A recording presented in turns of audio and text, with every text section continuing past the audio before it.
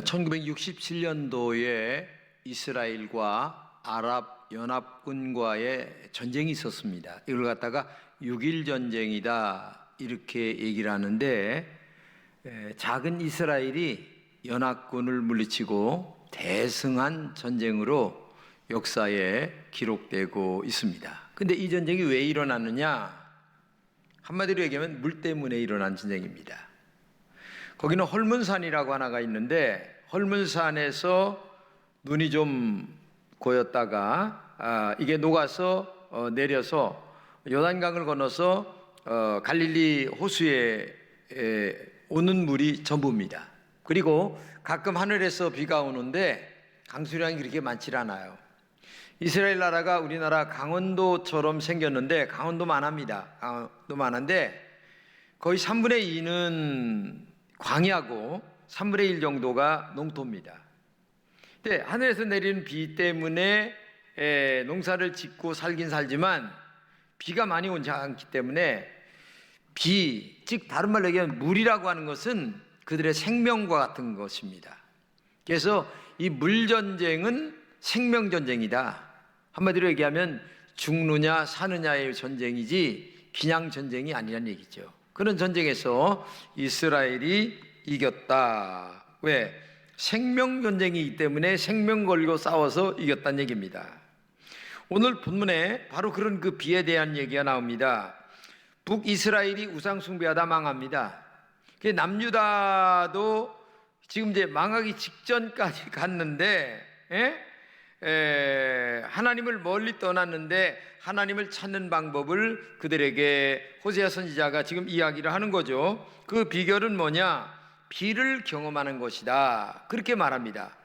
그러니까 하나님을 경험하는데 비를 경험하는 것이다. 무슨 비냐? 이른 비와 늦은 비다. 이렇게 얘기합니다. 근데 이른 비는 뭐고 늦은 비는 뭐냐? 이스라엘은 농사가 우리하고 좀 달라요. 가을에 씨를 뿌립니다. 그리고 봄에 수확을 합니다. 근데 씨를 뿌릴 가을에 비가 와야 되고 씨를 거둘 때에도 비가 와야 수확을 하게 된다는 얘기죠. 그러니까 씨를 뿌릴 때에 오는 비를 갖다가 이른 비, 그리고 수확을 할 때에 봄 3, 4월에 오는 비를 갖다가 늦은 비, 이렇게 얘기하는 거죠. 그걸 갖다가 봄비다, 아니면 단비, 또 다른 말로 얘기하면 늦은 비, 이렇게 얘기합니다. 그래서 이스라엘에는 비가 두 번 꼭 와야 되는데 바로 이른 비 그리고 늦은 비, 이렇게 얘기를 하는 거죠. 근데 봄에 내리는 늦은 비는 무슨 의미를 갖고 있느냐? 여물다, 열매를 맺게 한다, 이런 동사에서 유래가 됐어요. 3, 4월경에 내리는 비죠. 수확기 전에 내리는 봄비를 말합니다. 그런데 이 늦은 비는 무슨 의미를 갖고 있느냐? 하나님의 축복이나 하나님의 은택이다, 이런 뜻을 말하고 있거든요. 그런데 이것을 영적으로 지금 본문에 보게 되면 해석을 하고 있는 거예요. 영적으로. 바로 영적으로 얘기할 때에 이 늦은 비를 갖다가, 이른 비, 늦은 비를 갖다가 성령님, 성령 하나님, 이렇게 얘기를 하는 거예요. 그러니까 성령님은 승천하시기 전에 보혜사 성령을 보내겠다. 그러니까 보혜사 성령은 뭐냐? 바로 보혜사 되신 하나님, 즉 다른 말로 얘기하면 보호한다는 의미의 보자, 그리고 은혜의 의미를 갖고 있는 바로 해자를 갖고 있는 거죠. 그러므로 보혜사라고 하는 말은 우리를 보호해 주시고 베푸시는 하나님, 이런 얘기를 갖고 있는 거죠. 그러니까 보혜사 성령님은 영으로 오신 하나님을 얘기하는데, 씨를 뿌릴 때에도 하나님의 은혜가 임하게 되고, 그 다음에 씨를 거둘 때에도 늦은 비의 성령의 은혜가 임해야 된다. 그래서 성령에 대한 예언의 말씀을 요엘서 2장 23절에 이렇게 얘기합니다. 여호와께서 너희를 위하여 이른 비와 늦은 비를 주시리라. 그러니까 한마디로 얘기하면 농사 짓는 것을 비유로 해서 신앙생활 속에도 이른 비와 늦은 비를 우리가 맞아야 된다는 거예요. 이른 비와 늦은 비를 맞아야 된다. 찬송가 183장에 보게 되면 반가운 빗소리 들려 산천이 춤을 추네. 봄비로 내리는 성령 내게도 주옵소서. 감으로 메마른 땅에 단비를 내리시듯 성령의 단비를 나에게도 주셔서 새 생명 주시기를 원합니다. 이렇게 찬양을 하는데 이 모든 단비, 즉 봄비 이런 것들을 한마디로 얘기하면 늦은 비 성령 하나님을 우리에게 말하고 있다. 자, 그러면 가을에 내리는 이른 비 성령님은 뭐냐? 다른 말로 얘기하면 예수님을 나의 구주로 영접하도록 역사하시는 성령의 은혜를 얘기하는 겁니다. 여러분들이 교회를 다니지만 아직도 예수님을 나의 구주로 영접이 제대로 안 된 분들이 있어요. 근데 예수님을 나의 구주로 영접한다고 하는 말은 씨가 심어진다는 얘기입니다. 영적인 씨가 심어져서 하나님의 자녀가 된다, 그런 의미를 얘기하는 거예요.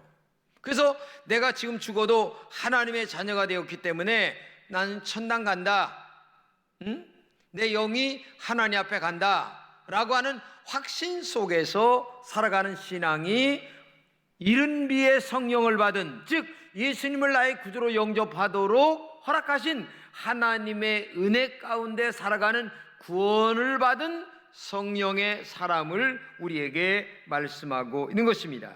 그런데 이 이른 비의 성령은 이례적입니다.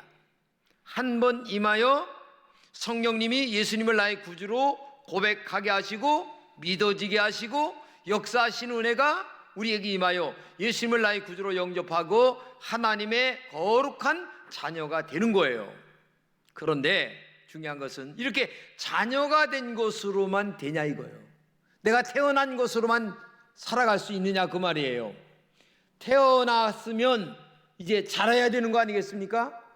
자란다고 하는 말은 키도 크고 몸도 튼튼하고 생각도 건전하고 여러 가지 일을 할 수 있는 능력을 내가 소유하는데, 그것은 뭐냐 하면 바로 늦은 비, 즉 수확을 거둘 수 있는, 봄에 3, 4월에 내리는 수확을 거둘 수 있도록 3, 4월에 비가 내려서 열매를 잘 거둘 수 있도록 하시는 성령의 늦은 비의 은혜가 임할 때만이 내가 하나님의 자녀가 되는 축복으로 이제 좋은 열매를 거두는 정말 성령 충만한 하나님의 종이 될 수가 있다. 다른 말로 얘기하면 늦은 비 성령은 반복적이란 얘기입니다. 그러니까 이른 비 성령은 한 번으로 예수님을 나의 구주로 고백하여 자녀가 되는 신분의 변화가 있지만, 늦은 비 성령은 계속 자라나야 되는 은혜가 있어야 된다는 얘기죠. 계속 먹어야 되는 거예요. 계속 먹고 활동하고 그 다음에 성장하고 크고 능력 있고 힘 있고 이런 것들이 있기 위해서는 반복적이어야 된다는 얘기죠. 밥을 계속 먹듯이 성령 충만도 반복적으로 받아야 된다는 얘기예요. 그래서 여러분들이 예배당에 나와서 설교 말씀 들을 때에 은혜 받고 새 힘 얻고 한 주간 또 열심히 살고 또 다시 또 나와 은혜 받고, 이게 이래야 되는 거죠. 아침 먹었다고 해서 저녁 안 먹으면 뭐 건강 유지가 될 수가 있어요? 안 되는 거예요. 밥을 아침 먹고 점심 먹고 저녁 먹고 이걸 뭐 살아가는 동안 100년 동안이라면 100년 동안 계속 해야 이게 우리가 건강 유지가 되는 거지. 한 번 뭐 10년 전에 한 번 먹었다고 해서 건강 유지되는 사람이 있습니까? 신앙도 똑같아요. 그래서 주일날 되면 예배당에 나와서 말씀 듣고 은혜 받고 그 다음에 성령 충만하고, 그래 용기를 갖고 또 다시 신앙생활 열심히 하고 열심히 살아가야지. 이런 영적인 충만함을 받는 게 뭐냐? 늦은 비의 성령님이다, 이렇게 얘기하고 있는 거죠. 그러면 우리가 사는 이 세상에 왜 늦은 비 성령이 필요할까? 이른 비 성령님은 한 번으로 구원의 확신을 받기 때문에 영적 생명을 딱 얻는 거죠. 그죠? 그렇기 때문에 하나님의 자녀가 되었으니까 목적 있는 삶을 살아갑니다. 나는 신앙인이야, 믿음 있어, 하나님의 자녀야, 그래서 나는 믿음으로 살아, 구원의 기쁨이 있어, 은혜가 있어, 이렇게 살아가는 겁니다. 그런데 이 기쁨을 계속 유지할 수 있는 늦은 비 성령이 있어야 된다는 거죠. 한마디로 얘기하면 이 늦은 비 성령의 은혜가 없으면 무기력한 신앙생활이 된다는 얘기입니다. 교회는 다닙니다. 예배드립니다. 성경 지식도 있습니다. 그러나 성령의 은혜가 없으면 신앙생활이 무기력해지는 거예요. 예수님을 영접했지만 늦은 비 성령이 충만하지 않기 때문에 그래요. 늦은 비 성령님의 지배를 받지 않고는 교회 생활이 지루합니다. 왜 내가 교회를 다니는지, 저녁 예배 가기 싫어. 몇 달 동안 쉬어볼까? 이런 마음의 생각이 들 수밖에 없다는 거. 왜? 늦은 비의 성령의 은혜가 임하지 않기 때문에 그럴 수밖에 없다는 거죠. 또 늦은 비 성령이 충만하지 않으면 마귀와 싸워 승리할 수가 없어요. 마귀라는 놈은 목사라도 충만하지 않으면 우습게 여깁니다. 장로님이라도 그렇고 집사님 권사님이라도 성령 충만하지 않으면 시시하게 여기지만 아무리 어린아이라도 성령 충만하면 능력 있는 삶을 살아간다는 얘기죠. 그러면 늦은 비 성령을 충만하게 받는 비결이 뭐냐? 오늘 3절을 한번 보겠습니다. 그러므로 우리가 여호와를 알자. 힘써 여호와를 알자. 북이스라엘이 교만해서 망했어요. 하나님 섬기지 않아서. 남자도 똑같아요. 지금 죄가 충만하기 때문에 간당간당 지금 망하기 지경까지 갔는데, 주목해야 할 단어가 뭐냐면 안다.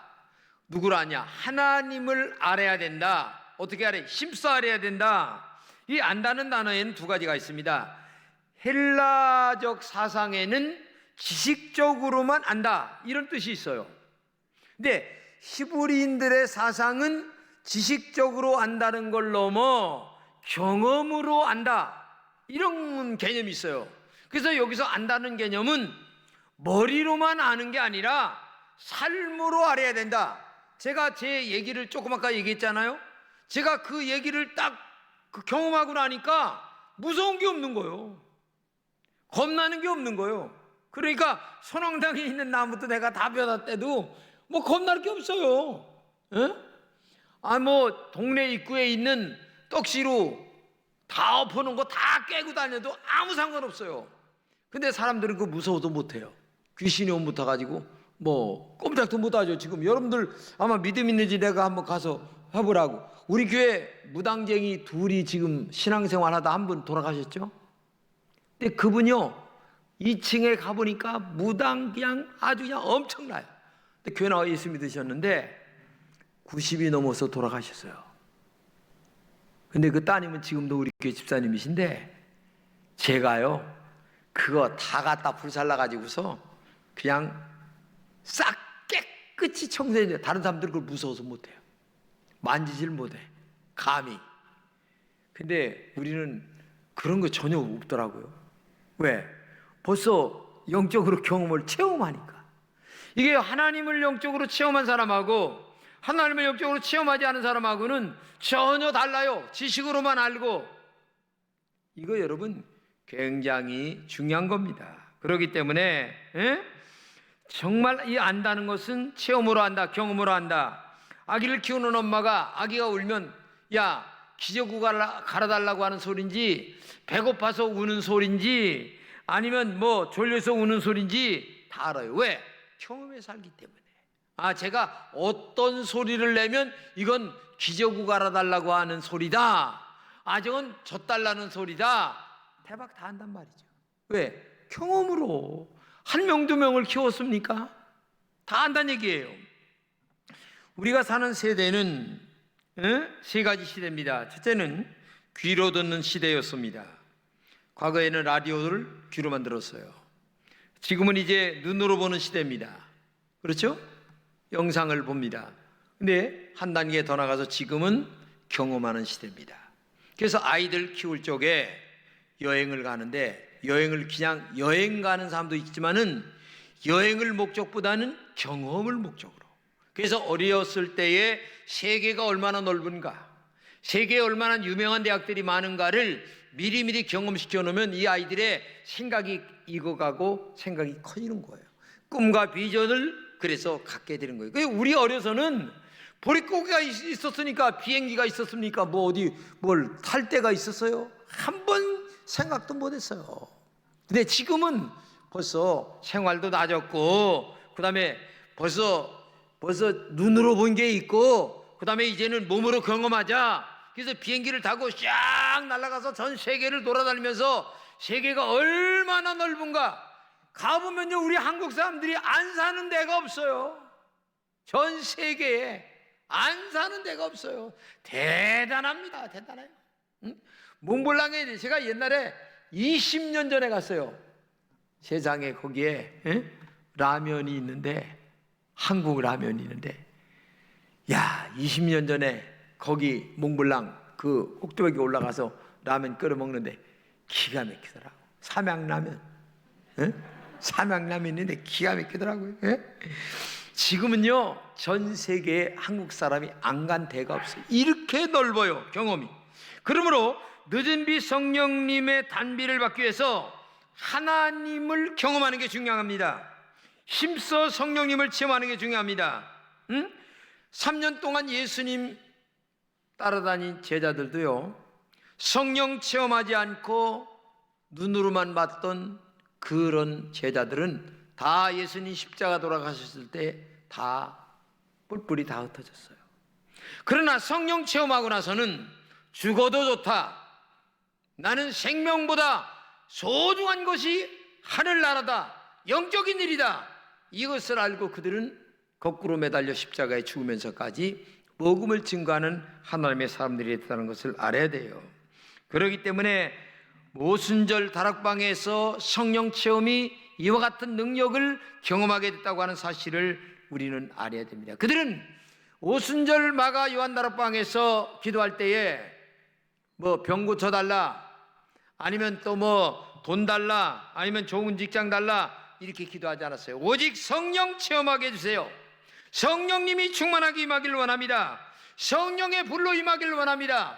바람 같은 성령님이요, 불 같은 성령님이요, 나에게 임하게 하여 주시옵소서. 그때 우리 장로님 아까 기도하실 적에 그 말씀하셨듯이 그들에게 성령이 임하실 때에 그들은 그때부터 적극적인 전도자가 되었고, 죽음을 초월하여 전 세계를 정복해가는 위대한 하나님의 사람들이 됐다고 하는 사실을 우리가 알아야 됩니다. 그렇기 때문에 이 신앙생활은 성령 충만이 얼마나 중요한가를 알아야 됩니다. 성령 충만하여 방언도 했습니다. 이때 교회도 세워졌습니다. 병고침의 역사가 얼마나 일어난지 알 수가 없습니다. 그들은 오직 성령을 사모하며 구했습니다. 그때 영적인 체험을 하고 나니까 위대한 그들의 삶 속에서 기적 같은 일들이 얼마나 많이 일어났는지 말할 수가 없어요. 구약시대에는 하나님에게 초점이 맞춰져 있었습니다. 신약시대에는 예수님에게 초점이 맞춰졌습니다. 그리고 예수님이 승천하신 다음에는 성령님에게 모든 초점이 맞춰져 있습니다. 그렇기 때문에 여러분 마음속에 늘 기도할 때에 주님, 성령으로 나에게 충만하게 하여 주옵소서. 그저 산을 몰고 갈 때나 아니면 밥 먹고 어디를 갈 때나 마음속에 사모하는 마음으로 성령 충만하게 하여 주옵소서. 이렇게 기도할 때에 하나님의 역사가 우리에게 나타날 줄로 믿습니다. 그렇기 때문에 이른 비 성령으로 예수님을 나의 구주로 영접하는 은혜가 임했습니다. 이제 구원의 확신이 있다면 늦은 비 성령을 체험하여 확실한 하나님의 사람으로 어디를 가든지 정말 예수를 증거하고 나는 예수 믿는 사람이야 라고 하는 그러한 확실한 은혜가 있어야 돼요. 여기 지금 제 친구도 있습니다. 그런데 제가 처음 교회를 다닐 때에는 성령 충만하지 못했을 때는 교회를 처음 갔다 올 때 어디 갔다 와 그래? 저기 나도 그랬어요. 진짜. 근데요, 아까 얘기한 거 마냥 성령 충만했어요. 성령님이 진짜 임해서 제가 진짜 거듭났어요. 어디 갔다 와? 교회. 성경책 제가 다 옆에 이렇게 딱 끼고, 옛날에는요 쪽복음 쬐만한 거 있잖아요. 요 뒷주머니 있다 넣고 다녔어요. 어디 갔다 와? 저기. 어디 갔다 와? 보면 몰라? 교회야, 교회. 너도 예수 믿고 천당 가야 돼. 이게 분명해야 되는 거예요. 여러분, 내가 지금 죽어도 천당 간다고는 확신 후에 그 천당 간다는 확신을 뒷받침할 수 있는 오늘의 확신 속에 살아갈 수 있도록 역사하는 늦은 비의 성령이 임할 때에 이런 분명한 신앙이 우리에게 임하게 될 줄로 믿습니다. 할렐루야. 겁 없이 복음을 증거하고 겁 없이 용기 있게 살게 되고 겁 없이 사업도 하게 되고 겁 없이 믿음으로 살아가는 능력이 성령의 충만함 속에서 임하게 된다는 거죠. 어느 농부가 길거리 지나가다 보니까 농기구상에 이렇게 포스터가 하나 붙어 있는데 이 자동톱은 1시간에 참나무 큰 거 5그루를 자르고 또 자르고 또 자르고 할 수가 있습니다. 그래서 야, 굉장히 좋은 거구나 하고서 톱을 사왔어요. 그런데 세상에 하루를 잘라도 참나무 한 그루도 못 자른 거예요. 그래서 화딱지가 나가지고 다시 들고서 이런 거짓말쟁이가 있느냐, 그러니까 이 농기구 주인이 껄껄껄 웃으면서 혹시 이거 시동을 걸어봤습니까? 무슨 시동이요? 여기다 기름을 넣고요, 딱 당기면요 왱 합니다. 그리고 나서 나무를 자르면 딱 됩니다. 그러면 하루에 엄청나게 많이 자를 수가 있습니다. 1시간에 5그루가 아니라 엄청. 그래요? 나 시동도 안 걸고 그냥 막 그거 헛일이요. 그래서 가가지고 다시 기름을 넣고 땡기고 나서 시동을 딱 걸고서 딱 자르니까 그냥 순간에 그냥 착착착착착 잘라서 가는데, 야, 하루에 그냥 나무를 수십 그루를 베는 거예요. 여러분, 신앙생활도 똑같은 겁니다. 지식적으로 교회만 다닌다고 해서 교인이 아닙니다. 내면이 힘써야죠. 영적인 능력이 있어야 될 줄로 믿습니다. 이게 중요한 거예요. 그렇기 때문에 성령님이 오셔서 우리 내면의 영적인 파워를 심어주시고 성령의 권세와 능력으로 우리에게 역사할 때에 능력이 임하게 될 줄로 믿습니다. 이른 비를 통하여 구원받았습니다. 이제는 늦은 비를 통하여 귀한 열매가 맺히는 능력이 임해야 되는 거예요. 그렇기 때문에 우리에게는 이른 비의 파종도 중요하지만 늦은 비의 열매를 거둘 수 있는 성령의 충만한 역사가 우리에게 있을 때에 자동톱처럼 신앙이 힘들지 않습니다. 교회 오고 싶은 마음이 듭니다. 그렇기 때문에 성령 충만은 현재 진행형입니다. 은혜가 충만합니다. 신앙생활 재밌습니다. 너무너무 능력 있습니다. 하나님이 동행하는 삶을 살기 때문에 그렇습니다. 그렇기 때문에 오늘도 성도가 이 늦은 비 성령님의 은혜를 체험하지 못하고 신앙생활 한다면 그저 시냇가에서 떠내려가는 죽은 고기처럼 교회 생활이 될 수밖에 없는 거예요. 그렇기 때문에 늦은 비 성령님을 경험하는 은혜가 있기를 축복합니다. 말씀을 듣다가 성령을 체험할 수도 있습니다. 기도하다가 성령님을 체험할 수도 있습니다. 사모할 때에 성령님을 체험할 수도 있습니다. 제가 잘 아는 민윤홍 총무님이라고 계세요. 이분은 어린이 전도협회를 한국에 세운 분이세요. 이분이 미국 유학을 갑니다.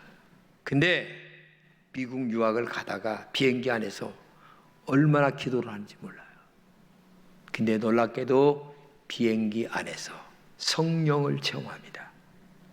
이 늦은 비 성령님이 임하여 놀랍도록 변화를 받고 미국에 가서 유학을 하면서 자기는 결혼하지 않고 앞으로 어린이 영혼을 위해서 헌신하겠다 마음을 결심을 합니다. 그리고 한국에 와서 어린이 전도협회를 세웁니다. 여러분, 지금 어린이 전도협회가 얼마나 어린이 영혼들을 전도하는지 말할 수가 없어요. 이게 늦은 비 성령을 경험한 사람의 역사입니다. 여러분, 지식적으로 예수 믿지 마세요. 교회를 다니는 것으로 예수 믿는 게 아닙니다. 하나님을 경험하고 하나님을 만날 때에 내 안에 진정한 성령의 권세가 나타나 능력 있는 신앙생활이 내 안에서 역사할 줄로 믿습니다. 이 권세 있는 신앙의 역사가 여러분들에게 있기를 진심으로 축복합니다.